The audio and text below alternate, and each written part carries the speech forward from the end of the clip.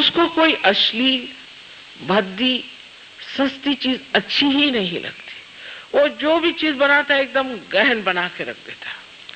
उसको समझने वाला भी आत्म साक्षात्कारी होना चाहिए। जैसे विलियम ब्लेक नाम का एक बड़ा भारी कवि 100 वर्ष पहले इंग्लैंड में हुआ, और इस कवि ने सहयोग के बारे में इतनी बारीकी से लिखा है कि मैं जिस घर में रहती हूँ उस घर का भी पता पूरा उस बारीकी से दे रखा। इस विलियम ब्लेक की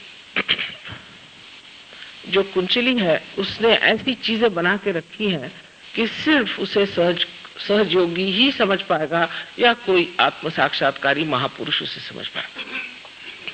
उन्होंने आज्ञा चक्र इतना सुंदर बनाया, परमात्मा को बनाया जो दबा रहे हैं आज्ञा चक्र को ऊपर से कि किसी तरह से खुल जाए ये चीज, लेकिन वो कौन समझ पाएगा? उसमें यही देख रहे हैं लोग कि मसल्स कैसे बनाए हैं जो परमात्मा को दिखाया, उसका नाक कैसा बनाया है, उसका मुंह कैसे बनाया है, उसकी पूर्ण आकृति का जो कोएफिशिएंट्स है उससे कितना शुभ आ रहा है।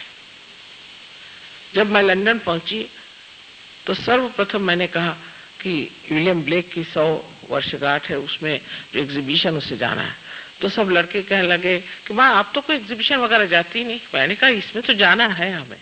जब वहां पहुंचे तो सारा वातावरण इतना सुंदर लग रहा था, सब तरफ से बहुत सुंदर चैतन्य की लहरियां बह रही थी और जैसे संगीत था मुझे लग रहा था।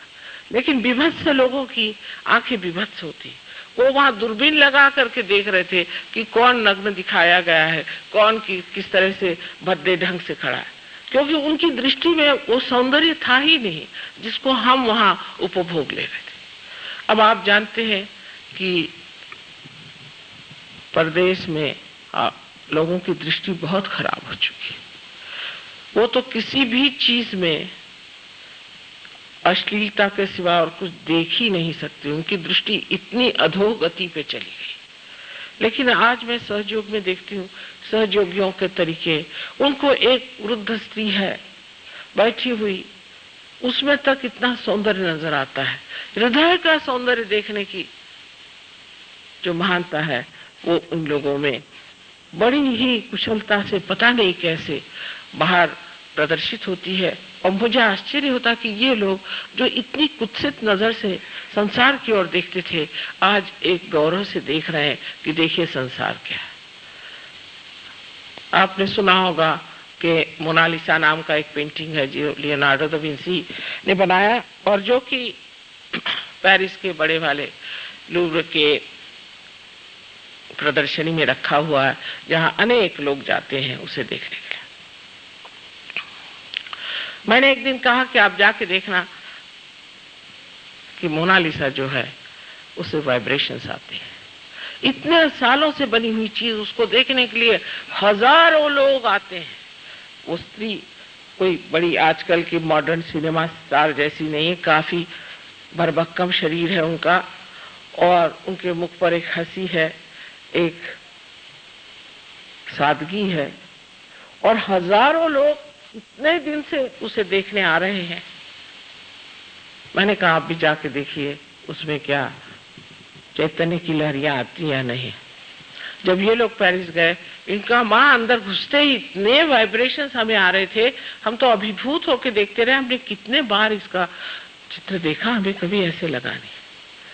फ्रांस के लोग जो कि माहिर है कुत्सितता में, जो कि बहुत ही गंदी बातों में उलझे हुए, उनके साहित्य और उनके तौर तरीके इतने गंदे हैं कि उनसे कुछ सीखने का ही नहीं। मैं तो उनको कहती थी कि आपका तो बाथरूम कल्चर है पूरा, आप पूरे बाथरूम कल्चर के लोग हैं और आपको कोई बात नहीं आती।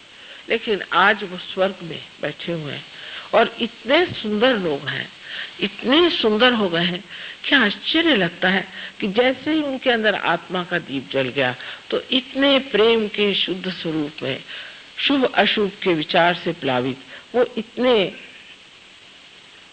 कीचड़ में बैठे हुए ये कमल पता नहीं किस तरह से खिल कर सब दूर सुरभित हो गए। ये तो आपके स्वादिष्टान चक्र पे कुंडलिनी के आने से होता है, जिसको संगीत नहीं सुनाई देता। आप जानते हैं आप कि बहुत से लोग क्लासिकल म्यूजिक नहीं पसंद करते।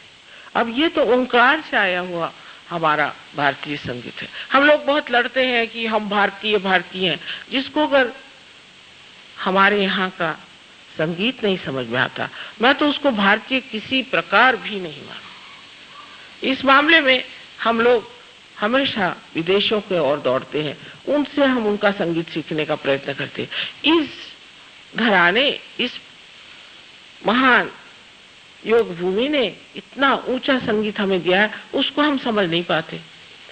हमारा लेक्चर हो रहा था दिल्ली में, अमजद अली साहब भी सहयोगी हैं। जब से सहयोगी हो गए बहुत बदल गए और उनकी सारे बजाने में भी बहुत फर्क आ गया। लेकिन जैसे उन्होंने बजाना शुरू किया, आधे लोग उठ के चले गए। हम तो माँ को सुनने आए थे। मैंने कहा भाई मैं ही तो बोल रही हूँ, अमजद अली क्या बजा रहे हैं, मैं ही इसमें बोल रही हूँ, बैठो तो सही।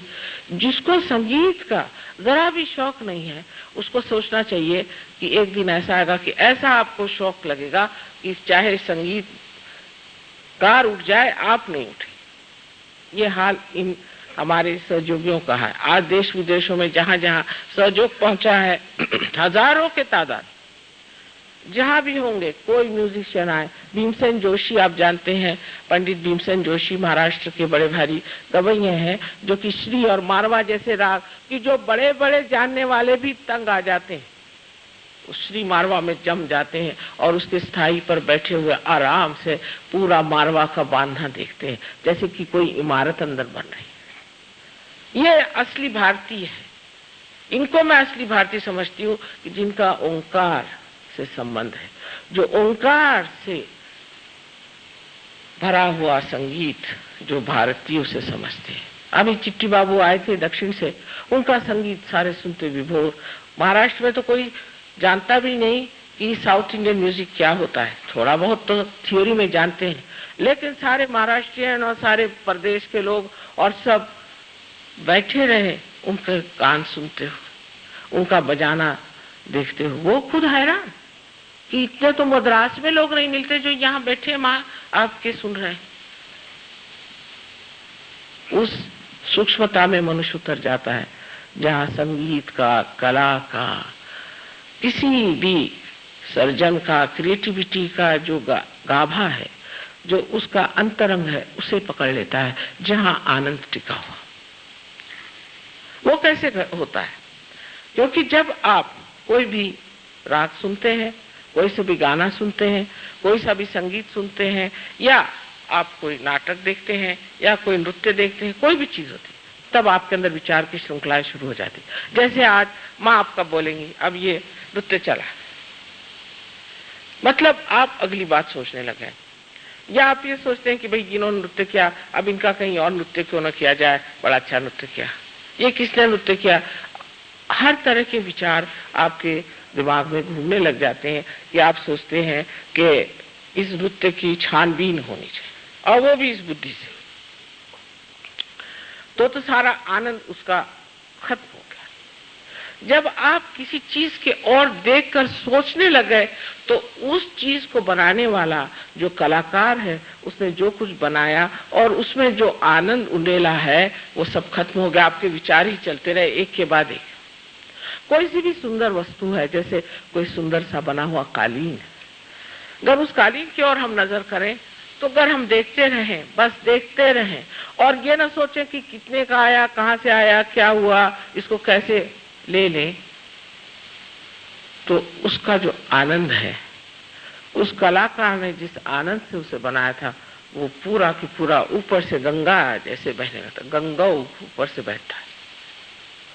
यह सिर्फ आत्म साक्षात्कार के बाद घटित होता है, क्योंकि आप निर्विचार में समाधिस्थ होने से आप उसको पा सकते हैं।